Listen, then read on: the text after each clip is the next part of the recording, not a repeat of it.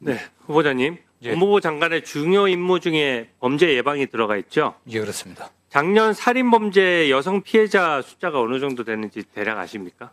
죄송합니다. 제가 파악 못하고 있습니다. 예, 333명이라는 얼마 전 보도가 있었습니다. 뭐 제가 통계를 시험하려는 건 아닌데요. 그만큼 생각보다 굉장히 많아요. 네. 근데 더 문제가 뭐냐면은 가정폭력이나 데이트폭력이나 이런 선행범죄로 신고됐던 피해자가 32.4%입니다. 그 얘기는 뭐냐면은 가정폭력으로 여러 차례 신고됐던 사람들에 대해서 좀 더 예산을 들여서 세밀하게 피해자를 보호했다면은 소중한 생명을 지킬 수 있었다는 얘기예요. 네. 그래서 그만큼 예산 배정이 중요하고요. 올해 5월에 전 연인에게 납치 살해됐던 피해자가 무려 피해 신고를 9차례나 했는데 국가가 제대로 보호하지 못한 사건도 있었습니다. 그래서 저는 이 사법체계의 개선이 뭔가 정치 논리나 이런 데 휘둘릴 것이 아니라 범죄 피해자 보호나 이런 예산 관점에서 좀 봐야 된다라고 생각하거든요. PPT 좀 띄워주시죠.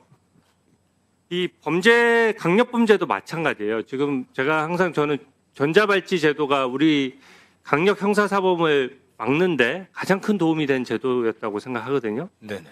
근데 여전히 전자발찌를 찬 범죄자가 야간에 전자발찌를 끊고 범행하는 경우가 생각보다 많이 있습니다. 근데 한번 범행을 하면요. 단순히 뭐 절도 정도 하는 게 아니에요. 강도나 강간이나 입에 올릴 수도 없는 정말 강력한 범죄를 해서 한 사람 인생을 완전 망쳐버리거든요. 근데 이것 역시 지금 법무부 직원 한 명당 17명을 감시하고 있어서 실효성이 좀 떨어져요. 근데 저 그래프 보시면 아시겠지만 실제로 예산이 많이 투입돼서 감시 인원이 늘수록 재범률이 좀 줄어드는 추이를 알 수가 있습니다. 그러니까 전자발찌 정도 찰 정도면은 보통 3범, 4범 해서 강도 강간 같은 강력범죄를 한 사람들이거든요. 여기만 정확하게 정밀 감시를 해도 우리나라 재범률을 확실하게 줄일 수 있습니다. 근데 혹시 전자발찌 감시 인원의 그 예산이 얼마 정도 되는지 아세요? 아마 파악이 안 되셨을 거예요. 죄송합니다. 예, 괜찮습니다. 지금 후보자니까 당연하죠. 근데 이게 300억 정도거든요.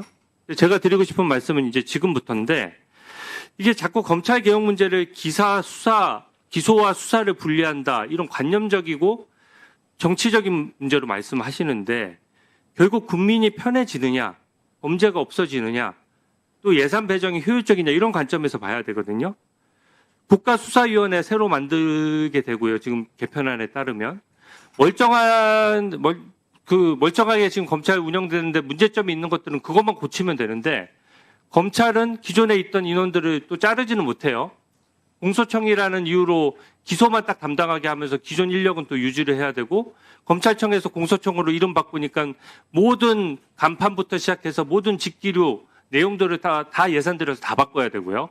그 다음에 너무 복잡해져요. 국가수사위원회, 중수청, 검찰, 경찰, 공수처에다가 지금 특검 3개 별도로 가동 중이죠. 또 상설특검도 있습니다.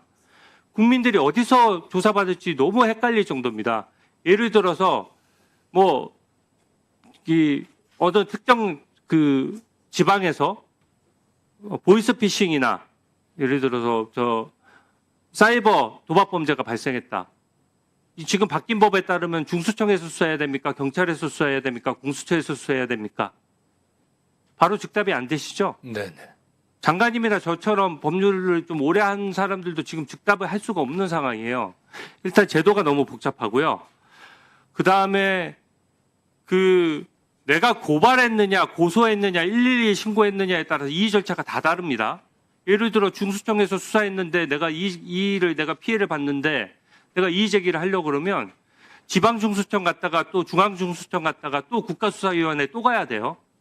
이렇게 복잡한 제도가 어디 있습니까? 혹시 국가수사위원회 인력 얼마에 예산 연간 얼마 드는지 아세요? 아직 전혀 검토된 바가 없는 걸로 알고 있습니다. 이게 비용 추계도 나와 있어요. 지금 예산이 지금 1,500억 원으로 잡혀 있습니다. 그리고 중수청은요. 지방중수청까지 다 합치면 지방중수청 몇 개 설치됩니까? 광역 단위로 한 5개 이상은 설치된. 그게 다 대통령령에 위임돼 있고 지금 검찰청처럼 지청 단위까지 다 만들려면은 네네. 전부 다 사무실 설치하고 거기 인력 새로 다 뽑아야 돼요. 근데 이게 예산으로는 추계도 지금 안 나와 있습니다. 근데 이런 식으로 예산을 중복으로 하는 것보다 진짜 필요한 예산 써야 되지 않겠냐는 얘기인데 어떻게 생각하십니까? 네, 위원님 추적하신 뭐 범죄 예방이라든가 어떤 교정 교화, 이민 관련 굉장히 중요한 업무들입니다. 특히 검사들 후견적 역할들이 굉장히 크기 때문에 그런 부분들이 소홀하지 않게 돼야 된다고 보고 있고요. 만약 장관이 임명된다고 하면 그런 면에서 소홀함이 없게 또 제도적으로 사각지대가 발생하지 않게 최선을 다하겠습니다. 특히 범죄 예방 관련된 예산은 제가 직접 나서서라도 최우선적으로 확보하는 데 최선을 다하겠습니다. 네. 제도를 좀 제대로 설계하자는 얘기. 너무 급하게 가다가는 진짜 큰일 날 것 같아요. 어떤 국회 논의 과정에서 존경하는 위원님께서 말씀하신 그런 부분들이 좀 충분히 또 세밀하게 논의돼야 된다고 생각하고 있습니다. 네. 예, 수고하셨습니다. 다음은 박근택 의원님.